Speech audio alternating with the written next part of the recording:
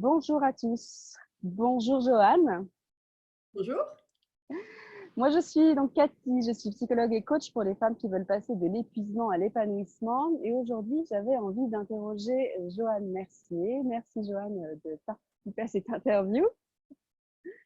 Voilà, Joanne est maman, elle est coach comme moi et elle fait aussi elle pratique le yoga.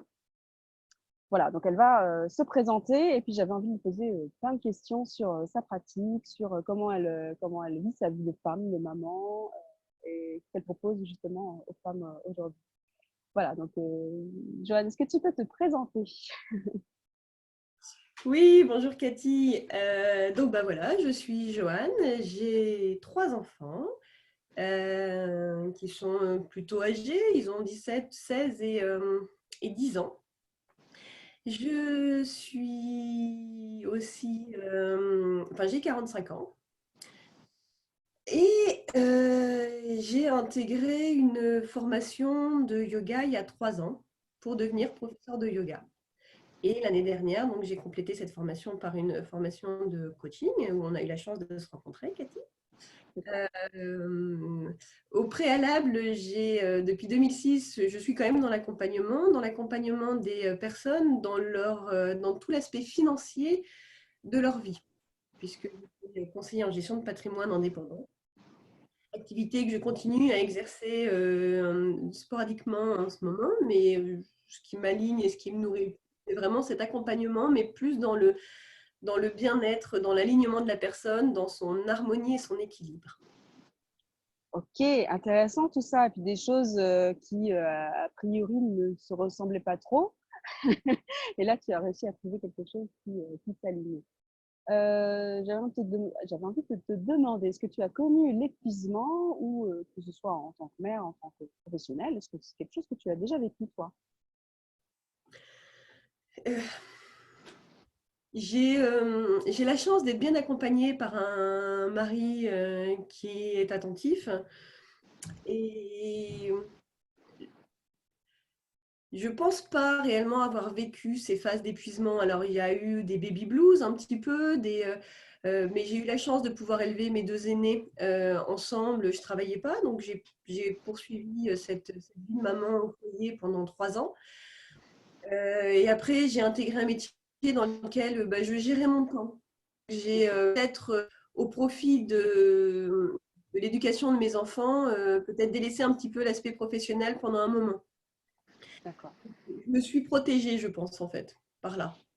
Ok, tu as posé des choix. À un moment donné, tu étais mère au foyer, puis ensuite, tu as lancé ton activité une fois que tes enfants étaient plus grands finalement. C'est ça. Ouais. Ok, d'accord. Donc, pas vraiment d'épuisement, peut-être simplement de la fatigue que tu as rencontrée. Ok, ben, tant mieux, j'ai envie de te dire, parce que tant mieux. Oui, je pense réellement que c'est une chance. Et en même temps, une maman, ça reste une super-héros à faire plein de choses. Mm. Euh, mais je pense que le yoga est intervenu pour ça aussi. Ok. Parce qu'il y a eu un moment où j'ai fait beaucoup de choses et il est facile de se perdre dans tout ça. J'ai besoin de retrouver l'équilibre. D'accord. Effectivement, quand est-ce que le yoga est apparu dans ta vie? Est-ce que tu as l'impression qu'il est apparu à un moment spécifique de ta vie? Et puis, qu'est-ce que ça t'a apporté en fait? Et qu'est-ce que ça t'apporte encore? Ah oui, encore. Euh, je, je, je suis pas capable de te dire si le yoga est arrivé au moment où physiquement j'avais des douleurs un peu partout. Et on m'avait parlé du yoga comme d'une technique douce pour pouvoir euh, voilà, se muscler tout en douceur. Et je ne voyais que cette partie-là, en fait, du yoga. C'était Ouais, vraiment la partie posture, la partie en se disant, bon, je vais me faire du bien, et puis ça va être euh, en étant dans l'équilibre dans l'écoute de moi. Je voulais pas faire de trucs avec de la compétition, ce genre de choses. Je suis suffisamment dans le boulot pour pas pouvoir le vivre dans le sport. Donc voilà, donc c'est arrivé dans ma vie avec un besoin de me prendre soin de moi. et je pensais que ça ne prendrait soin de moi que de physiquement. Ouais. Bon, je suis tombée dedans, mais là je me suis dit, mais c'est aussi un équilibre. C'est aussi, on me propose, même pendant une fois par semaine, pendant 1 heure et demie, on me propose de m'écouter. Enfin, c'était vraiment mais assez rapide en fait, en me disant, mais tiens, mais j'ai le droit de m'écouter en fait. Mon corps m'envoie des signes et c'est juste de s'écouter. Et même on me le demande. Oh, vraiment, donc voilà, donc c'est arrivé comme ça. Et puis après, on m'a proposé, enfin voilà, par hasard, de rentrer dans une école. L'école qui est assez loin de chez moi, parce que moi j'habite dans le nord de Paris, en Picardie pour être précise. Et l'école est à Évian. Donc beaucoup de transport pour pouvoir faire l'école. Mm. Pour rentrer dans l'école, la première fois, je me suis dit, mais c'est là où je dois être. C'est vraiment l'endroit où je n'ai pas envie d'en chercher une autre plus près. Bien sûr, il y en a à Paris. Mais je n'ai pas eu envie. C'était, bah, je ne sais pas comment dire, en fait, une évidence d'être là. Mm. Ok, d'accord. Donc, j'entends une série de choix que tu as ressentis comme par hasard. C'est-à-dire que, ok, bon, j'ai mal à quelque part, je cherche quelque chose pour me détendre, prendre un peu plus soin de moi. C'est apparu, mais tu as ressenti comme une connexion quand même entre toi et le yoga, une connexion rien que dans la pratique, et puis ensuite avec l'école, voilà, il y a eu quand même des connexions assez fortes. Tu dis que donc, du coup, ça t'a apporté des choses au niveau de ton corps. Est-ce que on dit que les émotions, elles renseignent le corps, qui lui aussi réagit à son tour. Est-ce que ça a eu un impact aussi sur tes émotions aussi, du coup? Juste pour revenir par rapport, ouais, non, mais c'est intéressant ce que tu dis parce que à partir du moment où on est connecté, où on essaie de se connecter à son corps, on se connecte forcément à ses émotions. Mm. Euh, mais le mot yoga vient du sanskrit qui est la racine yug. Et yug, c'est juste le mot union.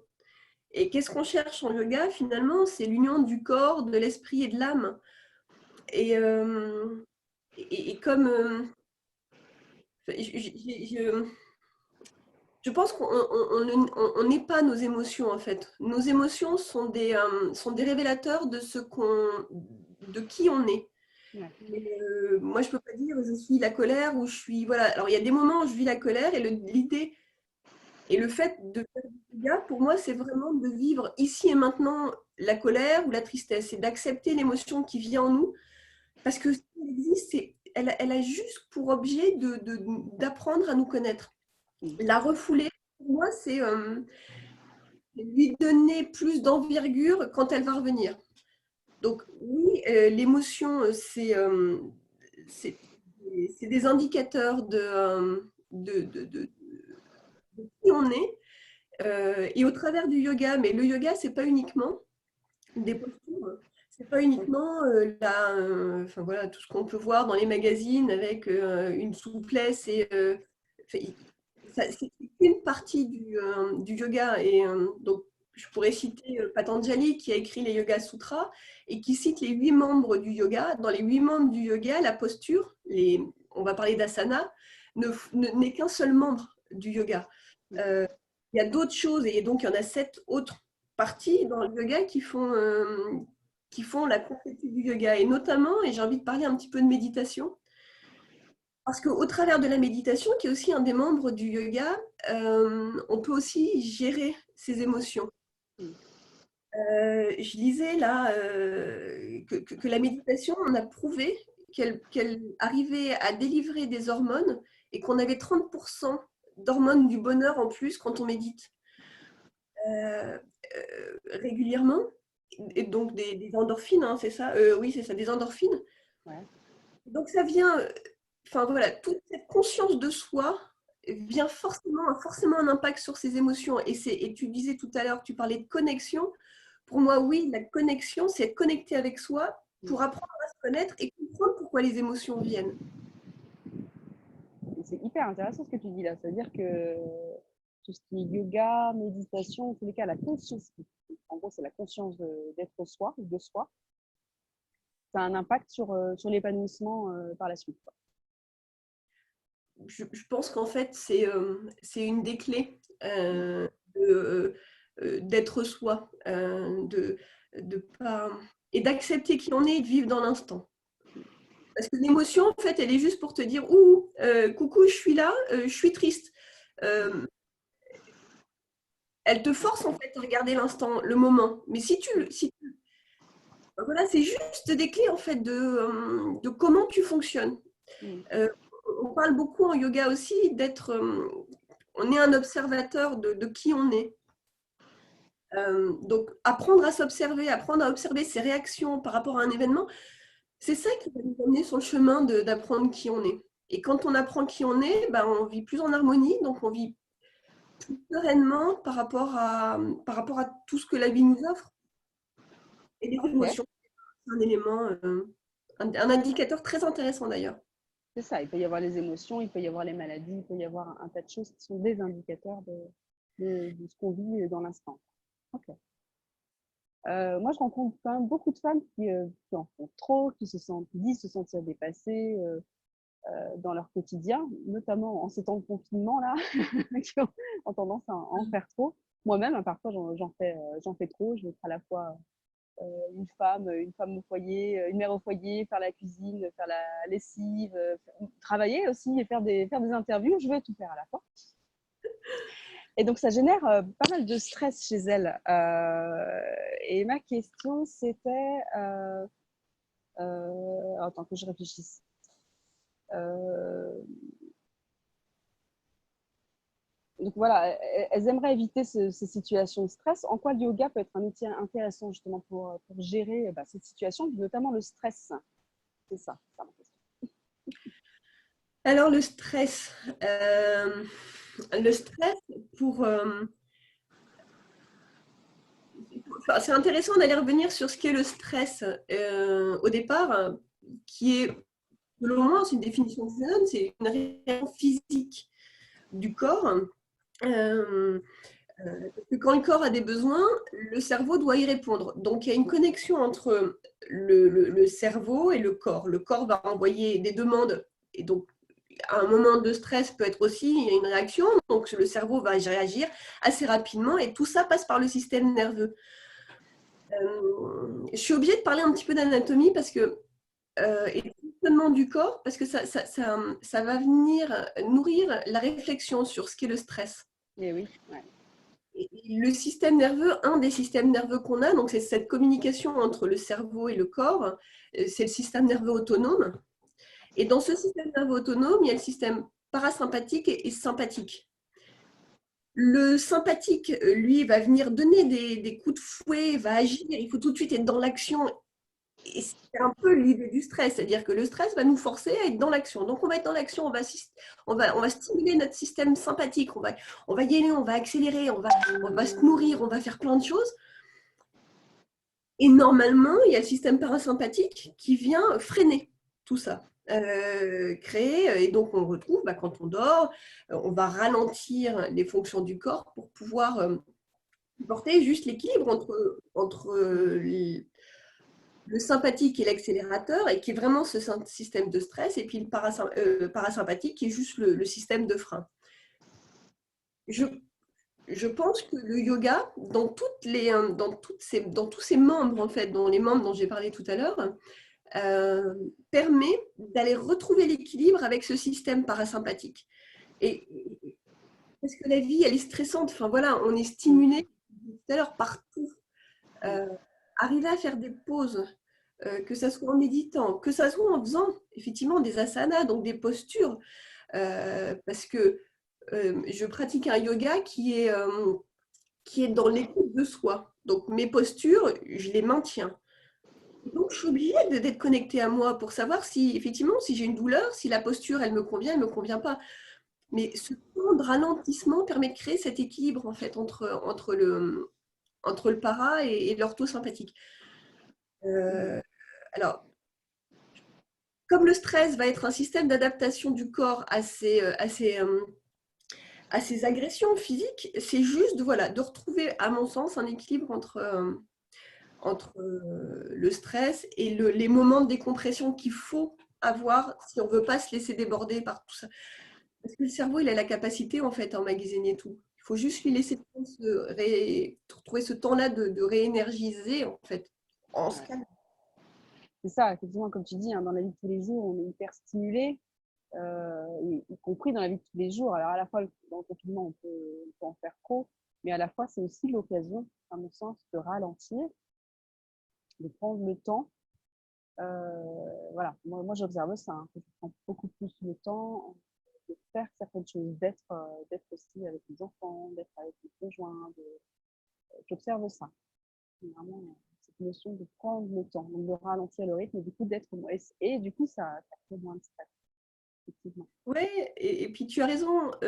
Moi, c'est vraiment ça, hein. Si je dois retenir quelque chose de ce confinement, c'est vraiment ça, c'est prendre le temps de.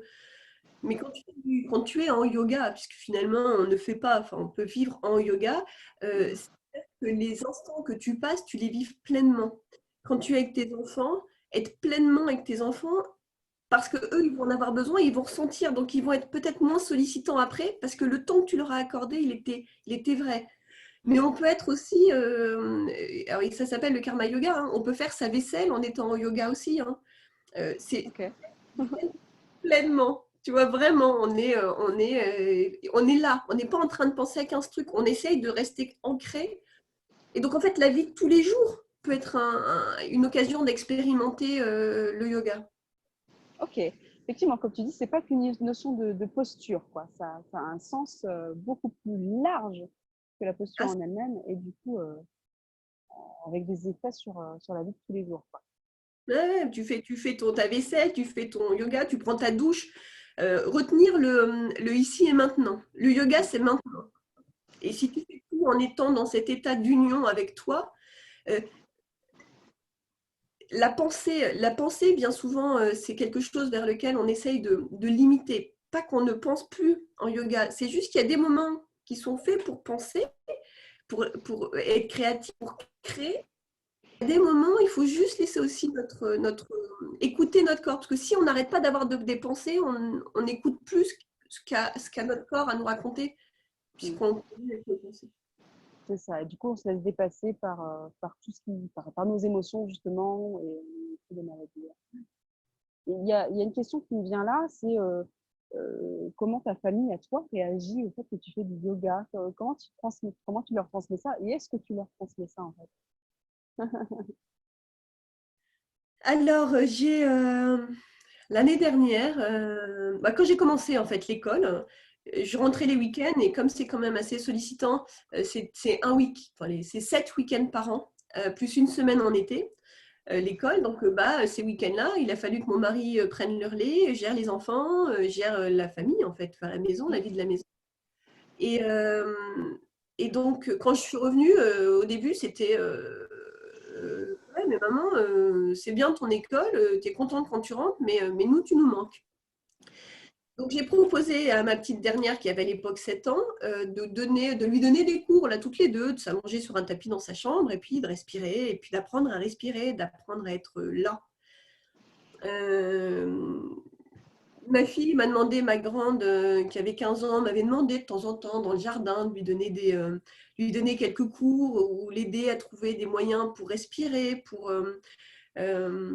limiter le stress, justement, dû aux examens. Là, elle est en terminale. Euh, Mon mari, de temps en temps, le matin, moi, en fait, je pratique le matin mon yoga personnel. Donc, quand je peux, en confinement, je suis un peu moins stricte sur mes horaires, mais généralement, je me lève à 6 heures du matin pour pouvoir avoir ce temps pour moi d'1 heure de pratique de yoga. Mon mari s'est levé de temps en temps avec moi pour faire le yoga le matin à 6 heures du matin. Ok. Donc, on partage, en fait, c'est des moments de partage.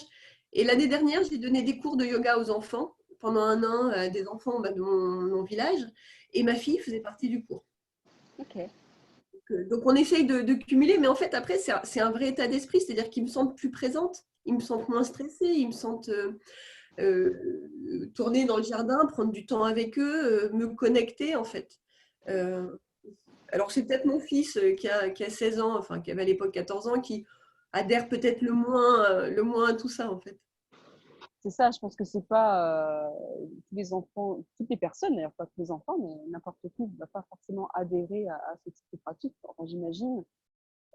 D'ailleurs, c'est à partir de quel âge, à ton avis, qu'un enfant peut démarrer à faire du yoga? Tu conseilles quoi, toi, tu conseillerais quoi au-delà de ce que tu conseillais? Ah bah, je sais qu'il y a des cours de yoga dans les maternelles, hein. Ok. Il y a des intervenants qui viennent dans les maternelles.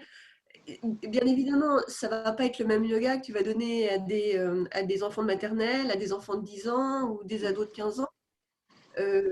Mais comme le yoga, c'est juste, mais les enfants, ils sont formidables, hein, pour ça. Se connecter à eux, ils le font tout le temps.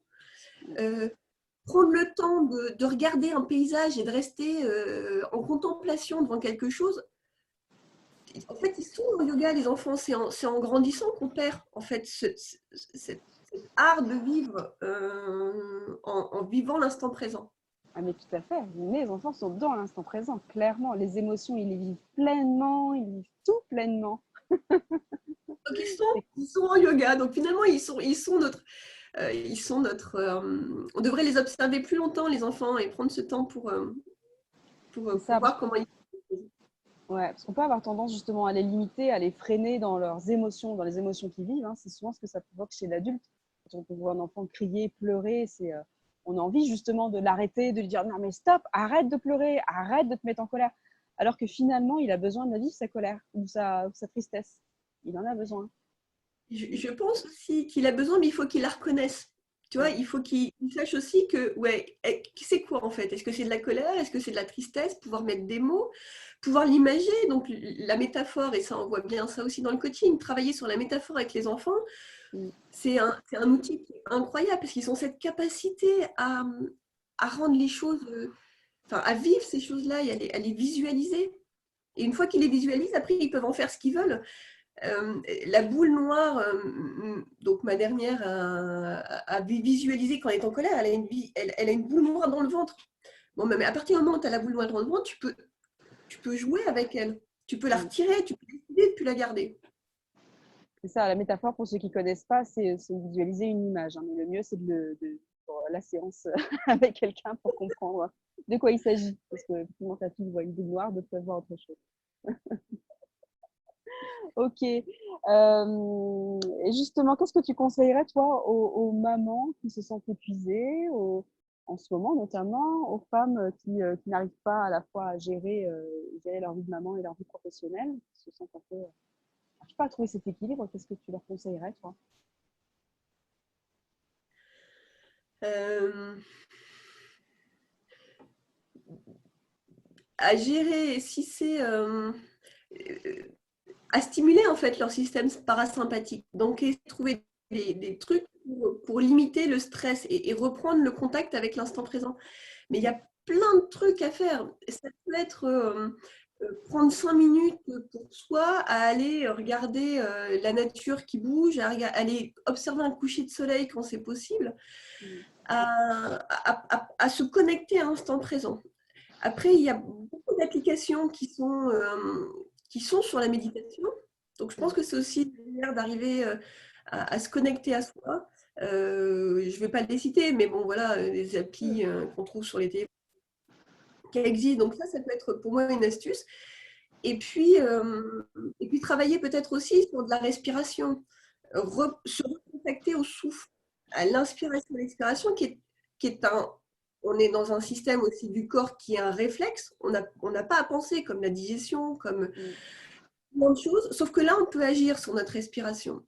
Donc, bah, peut-être aussi travailler sur sa respiration pour juste retrouver un équilibre. Ok. Donc effectivement, à partir du moment où on ralentit, où on se connecte à l'instant présent, on stresse moins, et du coup peut-être qu'on trouve d'autres solutions, a priori. Le, le, le, le corps, l'esprit, l'âme, ils sont, enfin, tout connecté. On a une infinité de, de solutions qu'on a en nous, mais qu'on n'arrive plus à écouter. Je te disais tout à l'heure que nos pensées venaient polluer tout ça. En fait, si notre âme voulait nous parler, elle ne le pourrait pas parce on se parle trop. Il y a Mm. plus d'espace, en fait. Ouais. Donc, juste se trouver ces petits temps pour, pour prendre le temps d'écouter ce que notre corps, notre âme a à dire. Ouais, je pense que et c'est pas obligé d'être super longtemps. Je te dis, en faisant la vaisselle, on peut méditer, hein. C'est ça, même aux toilettes, je crois qu'on peut méditer. Même aux toilettes. Ou sous la douche, c'est quelque chose que j'ai testé aussi, de vraiment Oui, ressentir les mais gouttes d'eau sur la marcher, douche, dans la douche. marcher. Marcher dans la forêt à l'occasion du coucher. Tu vas te coucher et tu vas juste te reconnecter à soi sur le contact des draps sur le corps, le dos, l'appui, enfin, tout. Mais les douleurs physiques, c'est aussi un moyen qu'a le corps pour te faire te connecter à toi. Mm. Ouais. Effectivement, les douleurs physiques peuvent être un symptôme de l'épuisement. C'est aussi une autre manière, comme les émotions, comme les sens.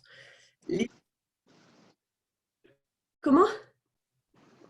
C'est un petit peu coupé. Non, je disais effectivement, les douleurs Je physiques peuvent être. Tu me vois? Tu m'entends? Je te vois fixe et je t'entends haché. Ah, et là, tu m'entends mieux? Ah, ça y est. Ah.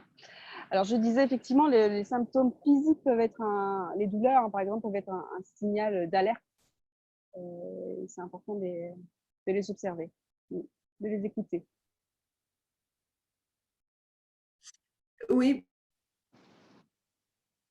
pour apprendre à se connaître. Mais j'ai pas tout entendu ce que tu as dit. Hein, donc, Bon, ok, c'est pas grave. Je voulais enchaîner avec une avant-dernière question. On parlait d'équilibre justement avec le travail, fait aussi partie souvent de l'équilibre des femmes. Il y a beaucoup de femmes qui disent ça, si je ne travaille pas, ça n'a pas de sens pour moi. Et justement, quand l'équilibre est mis à mal, qu'est-ce qu'elles peuvent faire à ton avis? Qu'est-ce que tu fais à leur place quand ça n'a plus de sens de faire ce travail-là?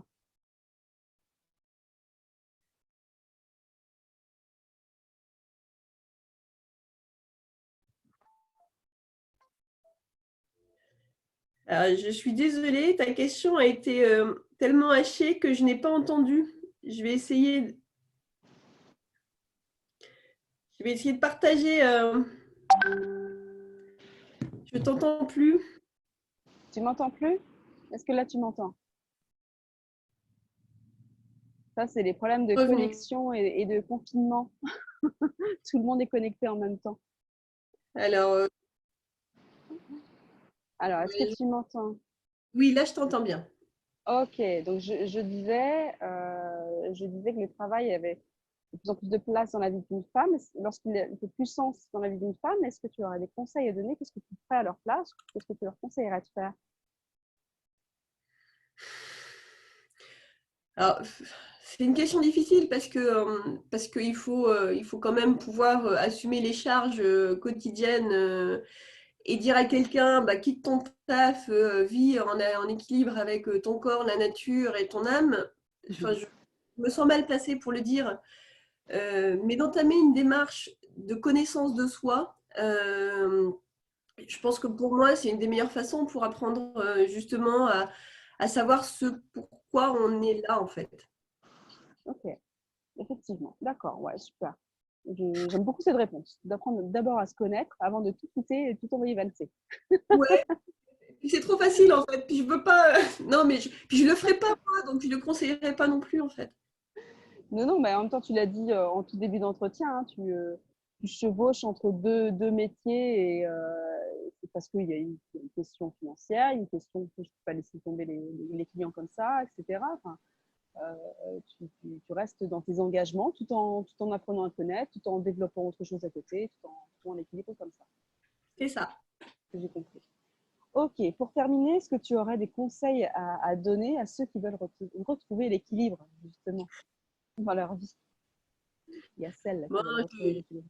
je vais peut-être faire de la redite par rapport à ce qu'on a dit tout à l'heure, mais Mm. euh, je pars du principe qu'il y a deux manières d'atteindre l'équilibre. On peut passer par le corps ou on peut passer par le mental. Euh, Si on travaille l'équilibre sur notre corps, et alors là, on va passer par le physique. Tu peux pratiquer des postures physiques. Donc, je pense en yoga parce que je connais mieux, mais la posture de l'arbre ou certaines postures qui vont nous amener à remettre un centre au niveau enfin, voilà, de retrouver un centre physique en retrouvant l'équilibre. Donc Ouais. ça, c'est une manière d'accéder à l'équilibre, je pense, sans passer par le mental.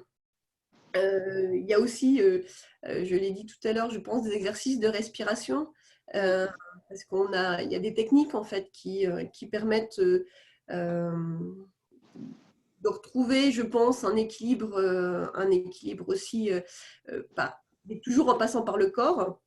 Et puis sinon, par le mental, je pense que là, on va arriver vers du développement personnel, sur l'écoute de ses besoins propres. Et là, après, je vais prêcher pour notre paroisse, mais c'est apprendre à se connaître. Donc, et le coaching, je trouve que c'est un formidable outil pour cheminer, parce qu'on n'est pas tout seul et que le coaching va nous permettre d'aller chercher des éléments. Quand on est tout seul, on n'arrive pas à aller, enfin, on va pas aller chercher dans l'inconscient, donc on va aller le chercher. On va rester à la surface parce que on n'a pas forcément envie de se poser les questions, ou qu'on ne sait pas quelles questions se poser, donc c'est beaucoup plus difficile.